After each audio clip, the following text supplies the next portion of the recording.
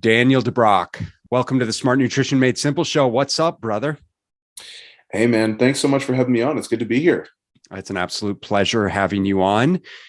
So, Daniel, tell us, you're obviously deep in the strength and conditioning field, and as an educator with Kabuki Strength, you've got a ton of experience both in the trenches as well as kind of in the literature, which makes me really excited to have this conversation with you. I'm curious, what brought you into that position? Like, tell us what you do and how you got into that position. I'm going to say chance, Chance is is really good. what it was. So a few years ago, I saw a buddy of mine, Andrew Coates. I'm not sure if you know who he is. Yeah, I know who he is through social. Yeah, so he had started kind of writing for T Nation Yeah. and things like that. And so I randomly just reached out to him and I was like, hey, like, how'd you get published? And he kind of gave me this whole spiel and I was like, oh, okay. And so then I just started reaching out to different publications and submitting articles. And then I had one article that was approved and I was like, oh, okay, cool. And they published it. So I was like, oh, I'm pretty lucky, This I was guess. through T Nation. I don't remember where my first ones were. I've Got it. written for like lots of different Yeah. publications, so I couldn't remember. Um, and then I was like, okay, maybe I'll write another one. So I wrote another one, submitted it, it got accepted to another place. And I was like, oh, okay, that's kind of cool. And then I wrote another one and they kept getting accepted. And they didn't have any edits for me. They didn't change anything. It was all just accepted and published as is. Um, and I thought that was just the norm. And then I was talking to other people and they were like, no, that's not normal. Normally they'll work on all this stuff. And so after a couple of months, I started realizing that I had a bit of an aptitude for writing. And and then that just kind of spurred me on to writing for other publications. So I wrote for Kabuki. I wrote like a very, very long article on recovery. So I think it's like 8,000 words or something like that. And it covers most recovery modalities. It's very in depth and research heavy. And then it was after that, I believe, that they reached out to me and they're like, hey, like we actually have a new position opening. We'd like you to apply for it as a coach. Mm. So I was like, okay, sure. So I applied, ended up getting hired and then worked with them for about 2 years. And then about 6 months ago, I was in the capacity of a coach. And then about 6 months ago or something, maybe a little more, um, they just reached out to me one day and they're like, hey, we're really looking to expand our educational side of things. And we'd like you to be director of education. So I was like, yeah, sure. That sounds great. Nice. Because I'd written a bunch for them. I've done a bunch of their educational stuff. I've done a bunch of educational stuff for other people and collaborated with them and stuff. And so, yeah. And so that's kind of how I got into position actually. So it's just kind of sort of, Amazing. It's funny how it works like yeah, that. I mean, yeah, well, look, you are a great writer. I read a couple of your articles, and I appreciate that. um, you're you're clearly well read, which I think is really important, and I also think it's really important to be rooted in the science to some degree when it comes to obviously strength training and conditioning and body composition changes, and regardless of whether we're working with general population or professional athletes, like it doesn't really matter, uh, especially given the nature of our industry. And I'd actually like to dive into this in a little bit, but just some of the misinformation perhaps or misrepresentation of modalities that's out there. And so I think it makes a lot of sense as to why those articles were accepted and why they're relevant for the respective fields. But with that said, I'm curious, and actually I'd love our listeners just to understand a little bit more about what Kabuki is, and then what exactly does director of education entail for you at the moment? Hmm. So Kabuki strength is kind of a lot of things. There's a couple things, and the main premise is built off of, building a quality life through strength, right? So, anyone who's ever been injured knows that it's terrible and it really has a negative impact on your life, and so they design equipment, they develop educational programs and products and coaching to first and foremost help people do that. Now, what that might mean from person to person can be drastically different. For person A, it could literally just be, I just don't want to be in pain anymore and I want to play with my kids. For person B, it could mean being a world champion, breaking world records, whatever. Um, but that's basically kind of the sort of core tenets of why Kabuki, the mission essentially of Kabuki, yeah, is building resiliency through strength. I love that. And I think it segues really into one of the main core things that I wanted to discuss with you, which really is the value of strength training as it pertains to obviously not just power athletes and professional athletes, but really the general population, specifically with respect to, while I think quality of life and injury prevention is important, I also want to parlay it with the impact on body composition change and what a fundamental principle strength training is, because of obviously the nature of the industry. I think there's a lot of, and as I was alluding to, I think, Daniel, there's a lot of misinformation around what needs to happen from an exercise standpoint in order to lose body fat. And a lot of that information, if you will, is geared towards excessive amounts of cardiovascular exercise, the, quote unquote, high intensity interval training, which is very misrepresented. The nature of, you get where I'm going here with boot camp style workouts, all of that kind of stuff. So I would love kind of your take on principles of strength training as it pertains to body composition change, and why, for our listeners here, because we really do have a lot of just general population listeners, they're health, fitness enthusiasts, busy mothers and fathers that are looking to have more energy, improve their body composition. And they're kind of like, well, somewhat daunting to go into a gym, somewhat daunting to think about lifting weights when perhaps they never have lifted weights before, especially when it's sort of reinforced is they think they need to be going and doing these barf inducing, sweat, inducing workouts, when maybe that's not necessarily the case. Mm-hmm.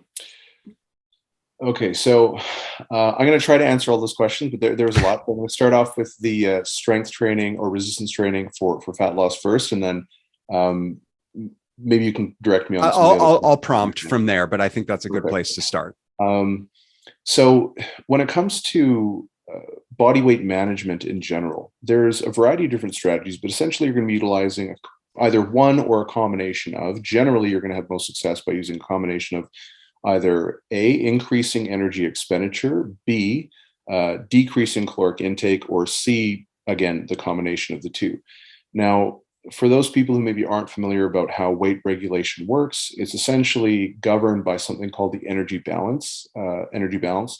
And I think one of the tricky things for a lot of people is they hear, about hormones, and they hear about age and gender and how all these things impact, weight regulation. And it ends up being pitted against energy balance. It's like, oh, energy balance is not real because what about hormones?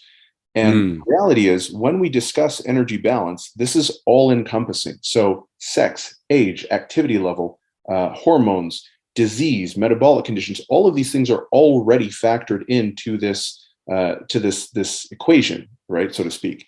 Mm-hmm. And so energy balance is the regulator of body weight, period, end of discussion, essentially, right?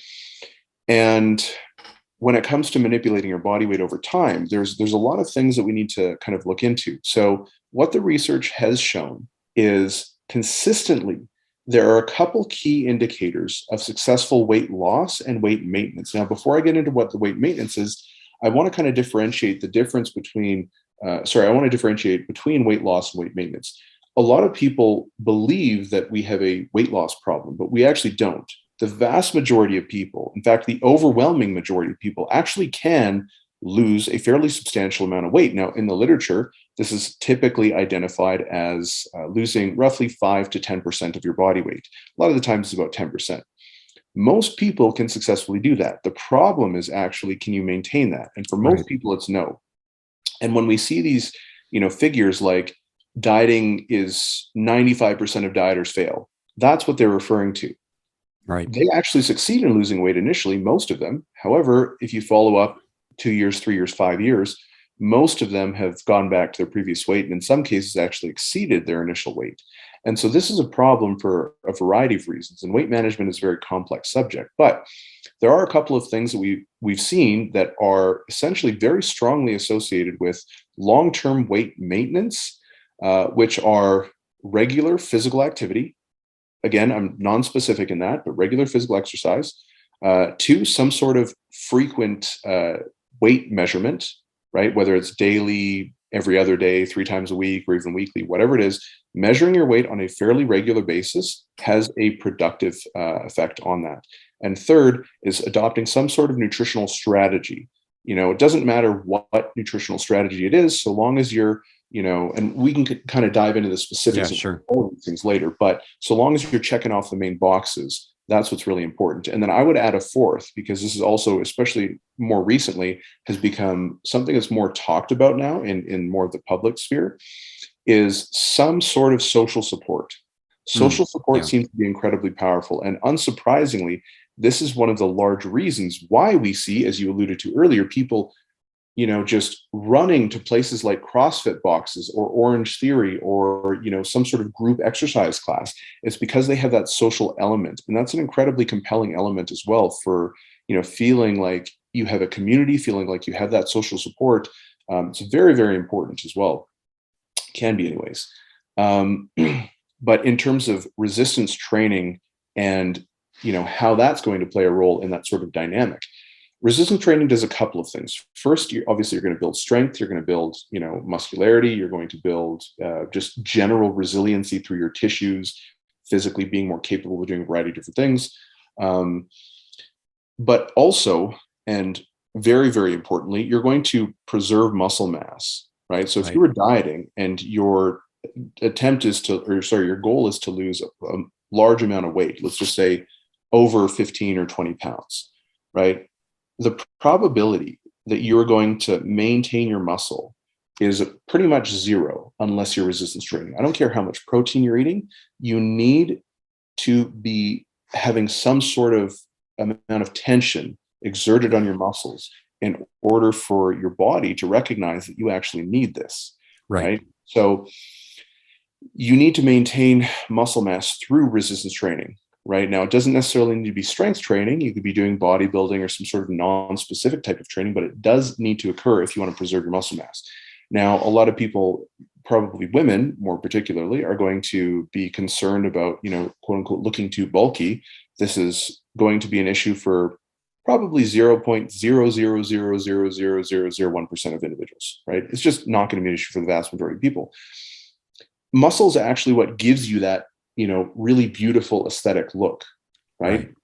If we're talking about the typical definition of beauty standards, that's what gives you that look. A lot of people will lose weight and then they'll be like, oh, now I just kind of look like a flabby skeleton, right? Because they've lost a lot of their muscle mass, which gives them that definition, that curvy look for women, and that more like kind of broad shoulders look for men. They're looking for with a V taper. So that's kind of in a nutshell, some of the impact that resistance training has, and some of the main priorities that you need to focus on if weight loss is the objective. Very well explained. And I think the biggest takeaways therein is listen, it's not unreasonable to lose weight, but losing weight the right way, in a way where you can actually maintain the weight loss without necessarily losing a significant portion of lean muscle tissue in the process, is really what the game is all about.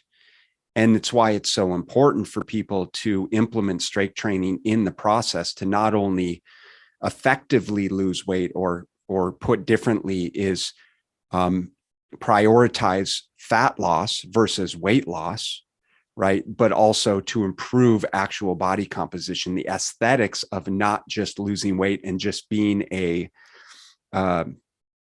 having the same shape, we could say, as you were before, but obviously just weighing less. Whereas implementing more strength training, you're supporting lean muscle tissue through the process. Therefore, you're improving the aesthetic appeal. You have more muscle definition while you have less body fat. Typically, that means your clothes fit better. You like what you see in the mirror better, irrespective of weight to some degree for the person. Yeah. And what I think is important for people to understand is the differences between strength training and traditional cardio as it pertains to facilitating this process. Does that make sense? Yeah. And perhaps just understanding that, and you'll probably do better, more diligence to explaining this, but really just understanding that it's not about simply expending calories through exercise. Instead, that caloric control can be created much more effectively through dieting, through nutritional control, whereas the exercise component really becomes a product of how do I preserve as much lean muscle tissue, if not improve it, as possible. Perhaps you could maybe explain that a little bit better. Yeah, so there's quite a bit of research on something called high flux. So where energy balance essentially is the relationship between energy intake and energy expenditure. Energy flux refers to the relationship between both, whether they're high or low or moderate or whatever. And these are relative terms, but as an example, let's say you consume 3,000 calories a day and you expend 3,000 calories a day, roughly. You're what's considered, eucaloric, or at an energy stable or energy balance kind of position. Now, you can consume 4,000 calories and also increase energy expenditure through exercise, walking, various other means, and still be at energy balance, right? So the flux that exists between energy intake and expenditure can put you at a high flux, which would be consuming more calories, but exercising, or not exercising necessarily, but expending more energy, or consuming lower calories and expending less energy. Mm-hmm. And what the research has shown is quite often when it comes to weight loss, adopting a higher flux approach has been shown to have more productive effects in terms of weight maintenance over the long term. Now, this is for a variety of reasons, not just because people are exercising excessively, right? One, generally speaking, if you're more active, this has become a lifestyle integrated behavior, right? So for instance, if we look at vegans, right? A lot of the research shows that vegans are some of the healthiest individuals and they live the longest. Are they actually the healthiest though? And do they actually live the longest? Is that something specific to vegan diets? No, it's not. When we look closer, what we see is that typically, because a vegan diet is fairly extreme, right? These people are not just using the vegan diet. They are also very health conscious, right? They're typically exercising very regularly. They're very active. So there's a lot of other things that come along with this vegan diet, right? There's a sort of perception of values that's also integrated in their decision to become a vegan in the first place. So there's multiple variables that are interacting to create this outcome. And when we look at someone who's, let's say, adopting a higher flux approach, people are adopting these more active and healthy lifestyle habits. It's not just that they're moving more, although that is a huge component. Right. So there's a variety of different things that can kind of work synergistically to create momentum. This is seen in Amish communities, right, where generally Amish individuals have much, much lower rates of obesity, like substantially lower, and much more substantially lower rates of, people being overweight, less chronic health issues. There's a variety of different things in communities like that are typically more physically active. They have more laborious jobs, right? They're carpenters, they're builders. They don't drive everywhere. They're walking and doing things like that. So they also have a higher step count by a fairer margin as well, right? So what that does indicate or suggest, along with a lot of the other research, is that by increasing your energy expenditure, you can go a long way to reduce your body weight in conjunction with maybe a caloric deficit. Now, the problem with only utilizing energy expenditure, like you're talking about increasing your cardio, doing all these HIIT and things like that, is there does come a point of diminishing returns, where if you keep pushing and you just keep adding steps, if we're utilizing a step count as like a standardized thing, it can increase your appetite signaling, or can, I don't want to say dysregulate, but your appetite signaling is technically responding in a very normal way, but it's going to become quote unquote dysregulated, which means your hunger is going to ramp up and you're like, oh my God, I need to consume more foods, right? So you're going to have this drive to consume more foods to kind of balance out this significant loss of energy. So there is a bit of a balancing act there where, increasing energy expenditure up to a point can be very good, very productive for all your health markers, for your body weight and all that stuff, but going too far can actually be counterproductive and maybe even cause you to gain weight. And this is one of the really important aspects of resistance training, right? So resistance training is going to be a very, very beneficial thing because, one, it's going to, again, help, tack on additional energy expenditure. So it's going to assist you in the weight loss process. but it's going to build strength and it's going to maintain strength or potentially even improve strength as you go and lose weight, right? If Mm-hmm. you're not doing that, you are probably going to lose a fair amount of strength and you're probably going to lose a fair amount of muscle mass as well. Now, there's something independently beneficial to strength training as well, right? In terms of physical health. So as we age, one of the biggest risk factors for elderly populations is going to be a fall risk, right? So level of muscle mass and strength is a huge Right. preventative agent for injury and even death in elderly populations in some cases. So that's really important as well. But again, if you're not doing any resistance training, you're just going to be catabolizing your muscle, right? Right. Whereas if we're doing resistance training and we maintain, a moderate or high protein intake, let's say 1.6 to 2.2 grams per kilogram. If you're dieting, you probably want to be on that higher end just in case. You're going to be slowing down the rate of protein breakdown, but you're going to be increasing, you're going to be, let's say, optimizing the rate of synthesis anyways, right? Because you're in a caloric deficit. So it's not Right. going to be optimal for muscle growth, but it's going to be doing a great job in terms of preventing any sort of muscle loss. And if you do a good job with your nutrition and resistance training, and if you choose to incorporate it, some sort of cardiovascular activities or even just walking, so low aerobic, capacity movements, you're going to preserve almost all of your muscle, Right. right? Yeah.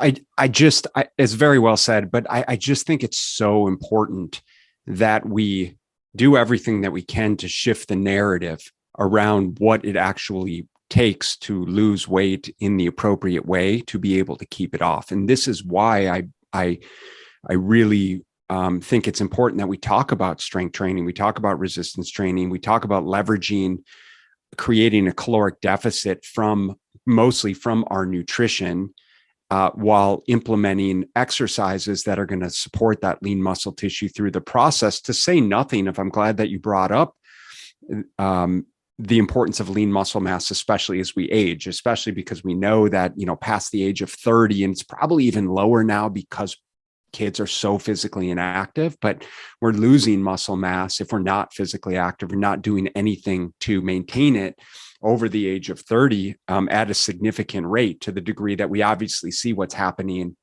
in the later stages of life in terms of quality of life, lack of lean muscle tissue, inability to be physically active, and everything that comes with it, just the gross degeneration that happens. And so I think, again, it's so important in the context of obviously appropriate weight loss, fat loss, body composition change, but also just in terms of quality of life. And we know very clearly around the importance of strength as we age, and just being stronger has a much higher, a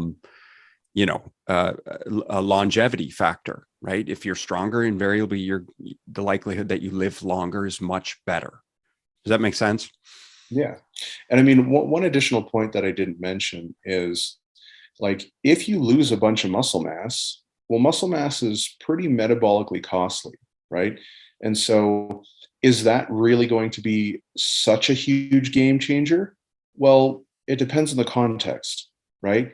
Because if we're looking at it from the standpoint of a week or a month, no, maybe not. But if we're looking at it over several years, absolutely, it can make Right. a huge difference, because there's quite a bit of research that's actually shown, like, very subtle changes, like we're talking 150 calories a day increased, maybe, even 100 calories increase per day can result in a substantial amount of weight gain over, 3, 6, 10 Right. years, right?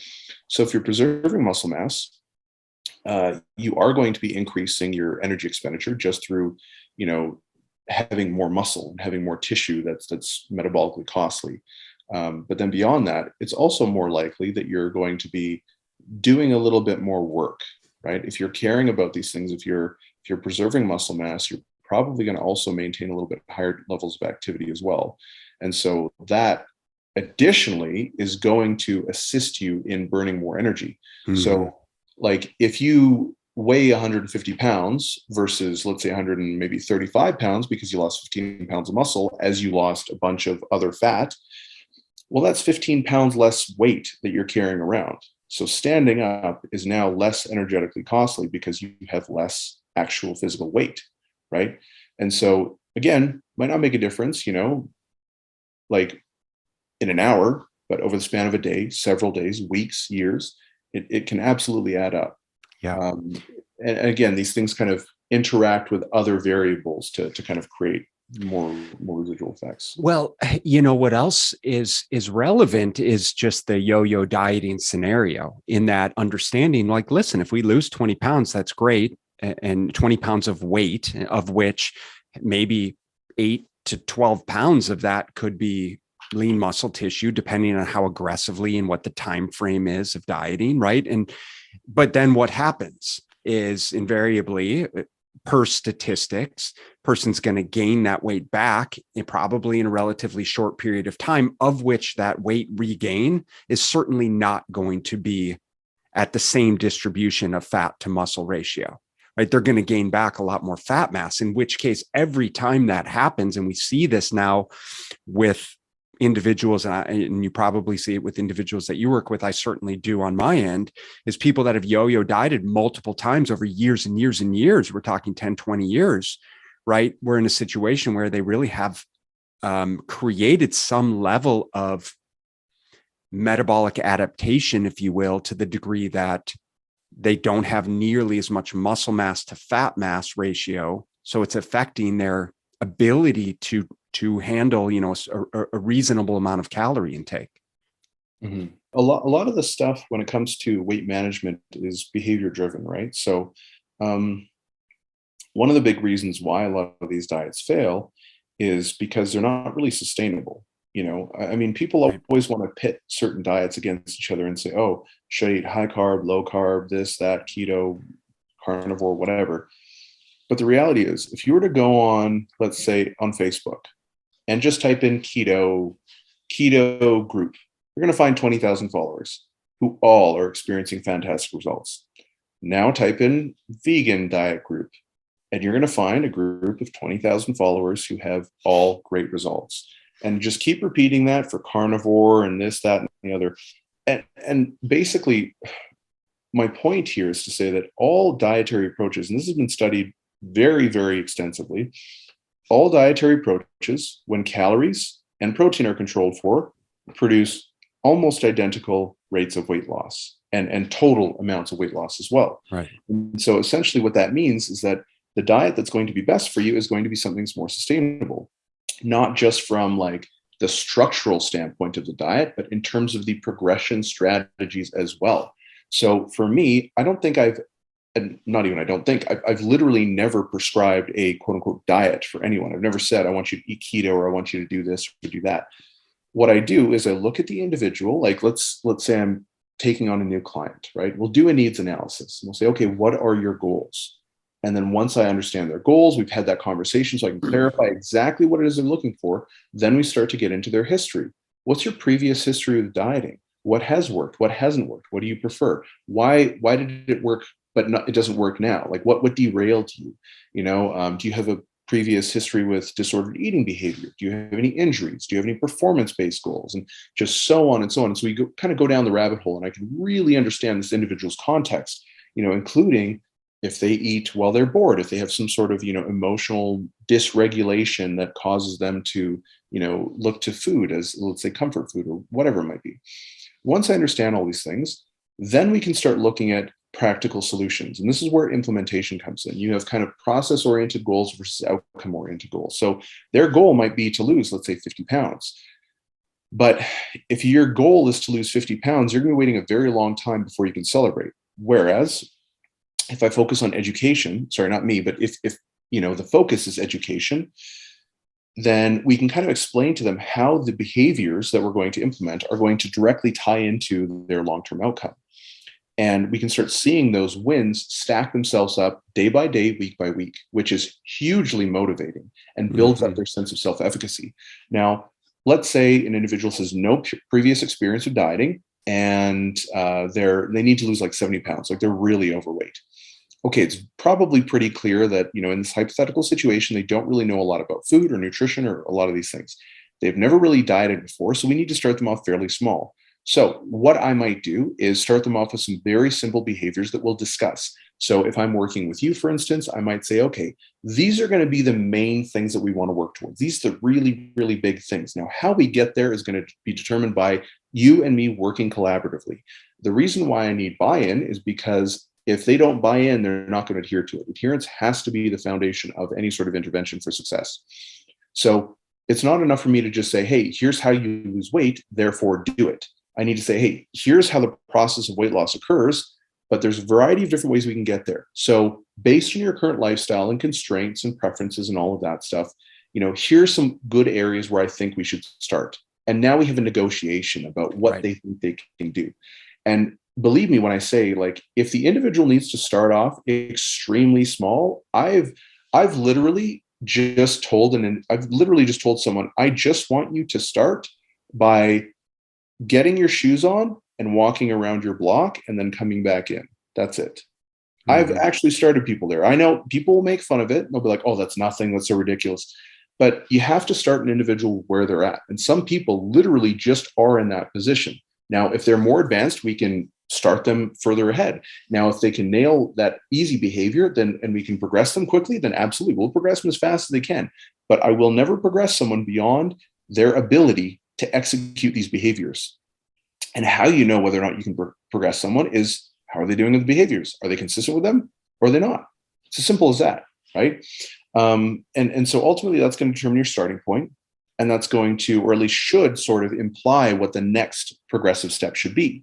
And they should also be made aware of that if you're working with a client. Now, if this is you, again, you can do this whole process for yourself, and just kind of go over that and see what the next best step is going to be. An example, that I often give is, if your goal is to squat 700 pounds, I'm not going to put 700 pounds on the bar and just say, okay, let's just try squatting it. It's like, no, you're going to die, because you can only squat maybe 100 pounds. So, okay, let's squat maybe 50 pounds and do that for a couple reps. And then we'll build up some momentum and eventually get stronger. And then you can go to 70 pounds, then 80 pounds, 100, and then we can start building up. And so now your max is now 200 pounds after a while. I mean, that's not 700, but it's a lot better. We've doubled your old max. And then we keep going, and eventually we might reach 700. It's the same thing with nutrition, with training, with any intervention. Anything that's behavior driven has to be progressive, and you have to take the actual outcome that's being achieved. And if you're going too fast and they're just not able to adhere, there's no problem in regressing it. And even if they are excellent 99% of the time, there might be periods in their life where they're moving, or maybe they're going through exams at school, or they're going through a health issue. Maybe someone in their family just died. Like, there could be a variety of things where temporarily they will need to regress. And that's not necessarily a problem, but it is a conversation that needs to be had. So you need to make sure that the intervention is specifically designed for the individual and it's being appropriately prescribed. I can appreciate where it's focusing on the fundamental behaviors, because they've always got something, well, one, that they can build up, but two, that they can fall back on when things do get challenging, which invariably they will. And so helping them build those skills and behaviors is paramount in giving them the tools to be successful long-term. If we strongly believe in that, and I talk about it all the time, I can appreciate the analogy with squatting 700 pounds, because intuitively we wouldn't walk into the gym and say, I'm just going to go for 700 pounds. But when it comes to nutrition, we have the perception, especially people that are just getting started, may not have a lot of nutrition knowledge nor experience, and feel like they should be going directly to a full macro distribution and training 5 days a week and whatever, all of the things that they feel like they need to be doing, or else they're a failure. What's the conversation look like around setting realistic expectations when it comes to, I suppose, where to get started, what works best for them relative to what they think they should be doing by virtue of what they see Mary in accounting doing, or what they see the influencer on social media doing, and so on? Well, I mean, it's exactly that. It's just a conversation, right? Like, there have been times where I've had clients, very rarely, but there have been times where I've had a client who just was not willing to listen. And they're like, nope, this is what I need to be doing. And so what I did was I said, okay, here's what I think is going to happen. I think you're going to see a lot of success initially. You're going to lose a lot of weight within the first week, maybe a week and a half, 10 days, something like that. And then it's going to be a little tougher. And then by about week 3, you're going to be running into some problems with adherence. The diet fatigue is going to start setting in because you're going a very extreme approach. And then probably within the first 6 weeks, you're going to have an instance where you're going to be out with your friends and you're going to want to eat that food, but you're not going to be allowed based on the approach you're wanting. And then you're probably going to binge at some point. Yeah, screw it. And I was like, that's what I think is going to happen, because that's what the research shows. And that's what my own personal experience shows from coaching for, I don't know how many freaking people now. Right. And I mean, I wasn't quite as detailed in my description, but essentially that's what I said. Right. And I let them do it. Basically played out exactly how you would assume it would play out. And then after that, they came to me, but now I had their attention and now I had their buy-in, because I acknowledged what they were saying. I let them do it. I didn't just say, no, you're not going to do it. I don't care what you say, because in my opinion, I was like, they're just going to do it anyway. So I may as well let them do it, but then explain what I think is going to happen. Then when they fail, now they're going to be like, oh, maybe he does know what he's talking about. But then beyond that, I've also built up that sense of relatedness between us. I built up that rapport and that trust, because by letting them do that and explaining what's going to happen, they validated it for themselves. But they're like, hey, he knew it was going to happen, but he still respected my autonomy. Right. So I think sometimes, even in those really difficult cases, if you have those conversations, it can still be really beneficial, and it can help increase athlete buy-in over time. But most of the time, that's not going to be the case. Usually what I'll do is I'll just say, hey, education is probably one of the biggest things that I really focus on.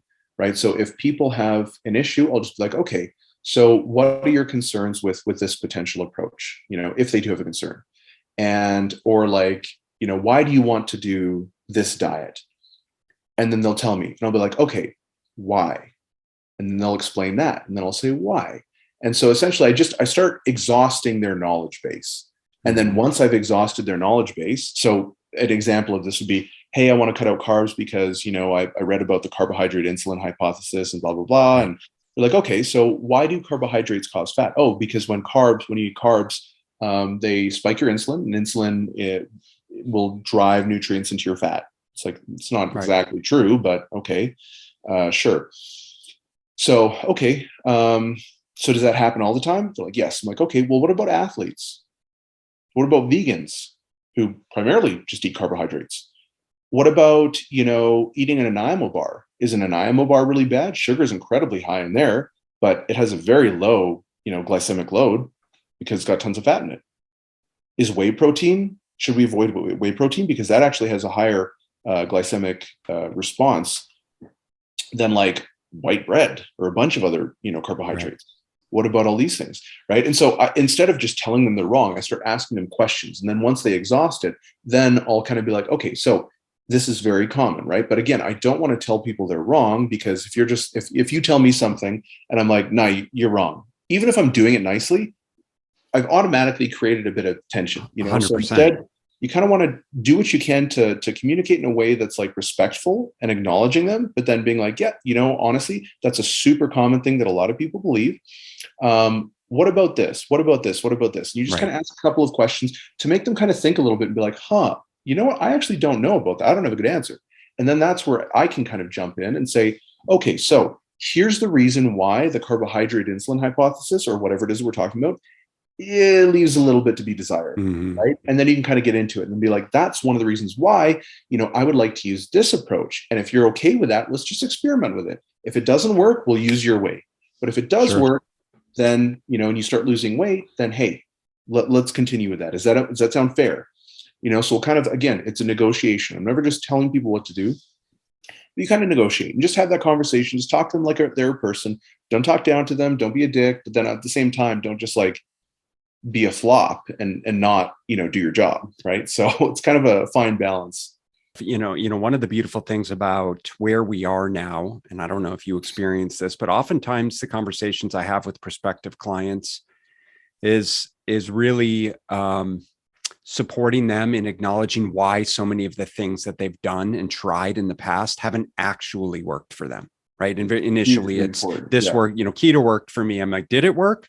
Right? Did it, like I think you mentioned earlier, it did. If it really worked, like, why don't you just go do it again? Well, because I gained the weight back and it wasn't sustainable. Oh, okay. Well, that makes sense. So it wasn't really realistic for you and it wasn't sustainable. And why did you feel that way? Because of X, Y, Z. And so would it be reasonable to assume that if we did this instead, that would probably work better for you so that you'd have more flexibility and freedom so you could enjoy your weekend, so you could actually eat dinner with the family and not have to make something completely different. And right, speaking the same wavelength there. But I think so many people now are in a position where they've tried all these things. They just need to be reassured that they're not at fault. It's not their fault that they've done them. It's really leveraging them. And I think it's fantastic that they care enough to try these things and want to see progress, just helping them identify with what can they take away from these? Why was it specifically that it didn't ultimately work for them? What aspects of it did they enjoy? What aspects did they not? And that's really towards your point of really individualizing the process and being the coach that helps them kind of toggle the journey in a way that's going to fit within their lifestyle, with their readiness for change, with their commitment level, right? Once you've had that conversation with them, it's sort of like, gosh, what is the word? It sort of gets them to reevaluate their definition of success, because it's like, oh no, I did this and it worked. It's like you said, you're like, did it though? Right. And it kind of gets the cogs turning a little bit. So now when they're defining something as successful, it's like long-term sustainability is what's defined as success in their head now, which I think is an incredibly important shift of perspective. So I'd like to start to wrap this up, but as we're talking through this, I imagine as someone who enjoys reading research, who's rooted in education and the science, tell me what goes through your head. And I guess, what is it that, if anything, what really frustrates you about our industry, specifically with nutrition and or with fitness as it stands right now?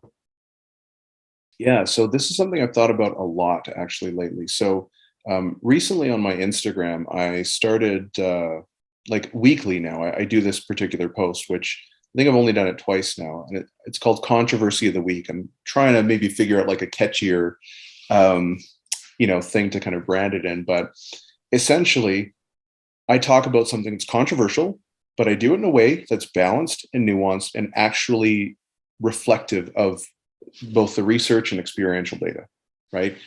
And the reason I do that, and this is kind of part of my intro of every single video that I do, is people are reluctant to talk about, difficult or stigmatized conversations. And that is a huge problem, because I've seen medical doctors talk about obesity as a disease.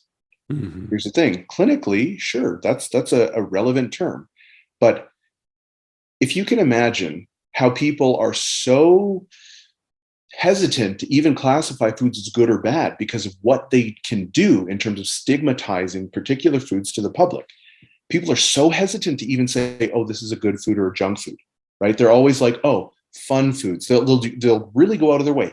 Yet no one's considering the impact that's going to happen, or the impact that calling obesity a disease is going to have. Most people don't even know the difference between a communicable and non-communicable disease, right? And so when you say, oh, obesity is a disease, most people are like, oh, yep, I inherited obesity from my family. It's a genetic condition. And it's like, that's a problem. But the thing is, this is a very controversial subject. So a lot of people are very reluctant. They're totally okay talking about all these aspects of obesity, but they're reluctant to really talk about the actual magnitude of effect that a lot of these things have, right? They're reluctant to talk about the difficult things. You look at people talking about transgender athletes. These conversations need to happen. They're difficult, but they need to happen, right? People talk about, I don't even know, but just people's reluctance to have difficult conversations just because they're like, well, I don't want to get canceled. I don't want to be, Right. ostracized or whatever. It's like, do your job. Do your job. If you're actually going to say that, hey, I am someone who does this for the industry, I'm someone who does this to help people, then you actually have to help people. You can't just omit certain information because of how it may reflect on you. Like, you're not the one who, like, I'm not coming out here saying this is my opinion. I'm saying this is what the data shows. It may change, it may not, but either way, we need to have this conversation. And if you could imagine having a relationship with, a partner, wife, husband, whatever, right? Where anytime something was difficult, you just swept it under the rug and refused to talk about it. Like, how long do you think that relationship's going to last? And how toxic do you think it's going to become? We need to have these conversations, and they're probably going to be awkward before they become elegant. You need to be able to verbalize things, make mistakes, share your opinions, even if they're wrong. Have someone kind of refute them or give them a rebuttal. Mm-hmm. Like that sort of combat, like the back and forth. That's where you come to realize what's actually going on. But if you prevent people the opportunity to actually have these conversations, we never are going to move forward ever. And that's by and large the biggest frustration I have. I know I'm getting a little emotional right now. No, it's good. This is something I'm very passionate about, but it's very frustrating when I see people just refusing to have these conversations, especially in fields where that's their specialization. Right. Yeah. I mean, and the nature of social media is such that you can isolate yourself to that one train of thought to say, listen, I identify with carnivore and carnivore is it, and completely close yourself off to any other validating information that might potentially prove you wrong in any capacity. It's to say nothing about whether it's right or wrong for anyone whatsoever under any circumstances. I'm not arguing that. What I am arguing is being open to the conversation of who might this be okay? Who might this be warranted for? Who might it not be warranted for, as opposed to being viscerally bound and emotionally bound to this ideology, right? Around food, around keto, around carnivore, around vegan. It's like we are in food infancy as to what's happening in our environment, the nature of food. And, so it really is, it's paramount that we do have those conversations and open our eyes to the complexity of the food world and effect on physiology that we're living in, to say nothing of, disease classification and not wanting to offend people around classifying them as obese or otherwise. That's not fat shaming. It's saying, listen, I mean, there's clinical diagnoses at play here that, potentially put you at much higher risk. That's not fat shaming, right? Yeah. So, and I mean, at the end of the day, like, when it really boils down to it, almost every conversation that I've had with someone who's genuinely coming from the same place of like wanting to learn, wanting to understand, I can't even tell you how many times I've had a conversation with someone who didn't agree with me, but we both left learning and we both didn't hate each other for it. You know what I mean? Like, yeah. I think most people actually agree on a lot more than they disagree on. But there's this like perception of like, there's the people who are like, the fat haters and shamers or whatever, and then the over acceptance of obesity and pretending like it doesn't have any health consequences, or people saying like, oh, you don't need carbs at all, or you have to have carbs or whatever. And it's like, we probably agree on most things, but we do need to kind of parse out the details. And in order to do that, we need to have more open dialogue and discussions, and it needs to be ongoing, so yeah. We could continue that in a lot of different directions. Yeah. It's just like, I think it's just crazy how in any given scenario, it's almost like when you tell someone what it is that you do, automatically the question becomes, oh, like, what camp are you in? Or, are you the one, do you like what sort of nutritional dogma do you subscribe to? Yeah. You know what I mean? Like, you have to justify, like, I don't really subscribe to any other than doing what works best for you. Like, I've never heard of that before. Yeah, exactly. Listen, Daniel, this has been awesome. You're obviously a wealth of knowledge. So tell me, where can people find out more about you, more about Kabuki Strength? So you can find me on Facebook, Instagram, or YouTube at Daniel_DeBrocke. I post on I post on Facebook, but I'm really only ever going to engage people on Instagram, because I'm on Facebook like once every 3 months. Right on. So Instagram, I'm very active. I always respond to DMs and things like that. In terms of Kabuki Strength, you can go to www.kabukistrength.com, and they have like a bunch of articles. We've got lots of different resources. We've got coaching and all sorts of different things, including like equipment. We have our own fabrication, manufacturing plant and all that stuff. So it's pretty Awesome, cool. man.